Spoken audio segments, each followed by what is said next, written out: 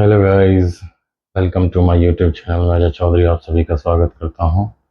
जैसा कि आज आपने थंबनेल में देख लिया होगा कि what is NSC and BSc. NSC BSc क्या है, क्या कार्य करते हैं ये स्टॉक मार्केट के अंदर।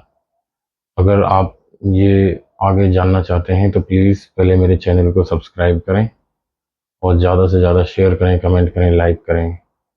और you are watching Ajay trader blogs. ठीक है गाइज, हम आगे जानते हैं इस टॉपिक को। जैसा कि सब्जेक्ट है हमारा शेयर मार्केट।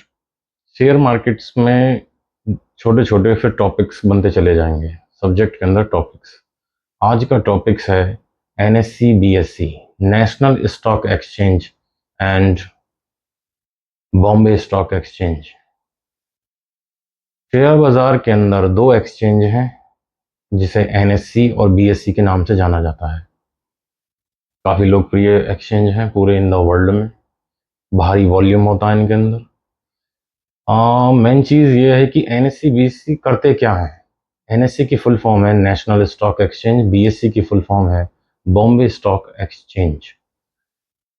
जैसे कि कोई भी कंपनी की लिस्टिंग हमें करानी हो तो छोटी कंपनी बीएससी में लिस्ट कराई जाएगी, और जो बड़ी कंपनी है जिसके टर्नओवर बड़े हैं, हजारों करोड़ों लाखों करोड़ों टर्नओवर है, जिसमें वॉल्यूम हाई है, जिसके शेयर्स हाई हैं, लिक्विडिटी ज़्यादा है, तो वो एनएससी में कराई जाती है। एनएससी में लिस्टिंग उन कंपनियों की होती है जो पब्लिक लिमिटेड, जो बड़ी हों, लार्ज कैप हों। छोटी और स्मॉल कंपनी बीएससी में कराई जाती हैं। बीएससी में किसी भी शेयर को जैसे हमने आज खरीदा और उसे हम 10 दिन बाद बेचना चाहते हैं या लाइफ टाइम होल्ड करना चाहते हैं तो होल्डिंग के लिए भी बीएससी जाना जाता है। बट जो बड़े बड़े स्कैल्पर हैं, ट्रेडर हैं, और जो ट्रेडिंग करना चाहते हैं, इंट्राडे आते हैं, स्विंग करते हैं। स्कैल्पिंग का मतलब 1 से 2 मिनट या 5 मिनट तक का ट्रेड कर कर निकल गए भारी वॉल्यूम के साथ। तो इन दोनों में डिफरेंस क्या है, बीएससी और एनएससी में डिफरेंस ये है कि बीएससी छोटा एक्सचेंज है और एनएससी जैसे उसके नाम से ही पता चल रहा है, नेशनल स्टॉक एक्सचेंज। भारत का सबसे बड़ा एक्सचेंज अगर कोई है तो वो नेशनल स्टॉक एक्सचेंज एनएससी है। और इसका कार्य क्या है, सभी प्रकार की कंपनियों को जो लिस्ट कराया जाता है तो वो एक्सचेंज में कराया जाता है। इसका एक प्रोसेस है।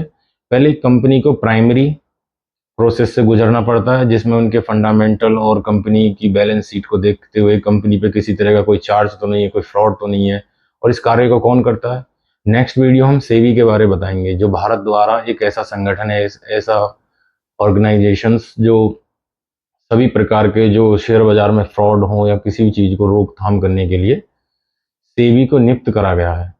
तो सेबी ये अपने अंडर में हमेशा शेयर मार्केट में जो भी कोई फ्रॉड या मैनिपुलेट ना हो रहा हो, या स्टॉक मार्केट बराबर काम करे, किसी गरीब के साथ कोई भेदभाव ना हो या किसी भी प्रकार का उसके साथ कोई फ्रॉड ना हो, तो इसकी देखरेख कौन करता है। वरना बड़े बड़े प्लेयर्स ऐसे भी हैं गाइस जो कंपनी में मतलब पंप डंप कर देते हैं, शेयर को मैनिपुलेट कर देते हैं। किसी भी कंपनी में 100 करोड़ रुपए डाले और एकदम से उठाकर उसे फिर डंप कर दिया। तो ये एक इलीगल प्रोसेस है जिसे सेबी रोकथाम करती है। तो सेबी एक ऐसा संगठन है जो भारत सरकार द्वारा इसमें नियुक्त है, जिसके अंदर पूरे भारत का जितना भी शेयर बाजार है उन्हीं के अंडर में आता है। तो एनएससी बीएससी में पहले प्राइमरी, फिर सेकेंडरी, फिर उसके बाद आईपीओ के थ्रू, फिर आईपीओ के थ्रू कंपनी को फिर लिस्टिंग कराया जाता है। अब ये डिपेंड करता है कि कंपनी कितनी बड़ी है। जैसे कि हम एक एग्जांपल लेते हैं, राम। एक राम और एक लालू। राम की कंपनी है कोई एक्स वाई जेड और वो कंपनी है 50-100 करोड़ की। तो मैं आपको बता दूं कि स्मॉल कंपनी 1 करोड़ से लेके 100 करोड़, 500 करोड़, 1000, 1500, 2000 करोड़ तक भी स्मॉल कंपनी मानी जाती है। उसके बाद 10,000 करोड़ से लेके 50,000 करोड़ तक मीडियम कैप मानी जाती है, और 50,000 से लेके 1 लाख, 2 लाख, 5 लाख, 10 लाख करोड़ तक की कंपनी लार्ज कैप मानी जाती है। लार्ज कैप कंपनी में जैसे रिलायंस, अडानी, आपका इन्फोसिस, बड़ी बड़ी कंपनियां, अडानी की ग्रीन्स पावर, जिन कंपनियों के 1 लाख करोड़ से मार्केट कैप बड़ा हो वो लार्ज कैप में आती है। अब राम की कंपनी जैसे 100 करोड़ की और लालू कंपनी 1000 और उसकी बड़ी कंपनी है, तो उसकी कंपनी बीएससी में लिस्ट होगी। और लालू कंपनी अगर 20,000 करोड़ की है तो वो एनएससी में लिस्ट होगी।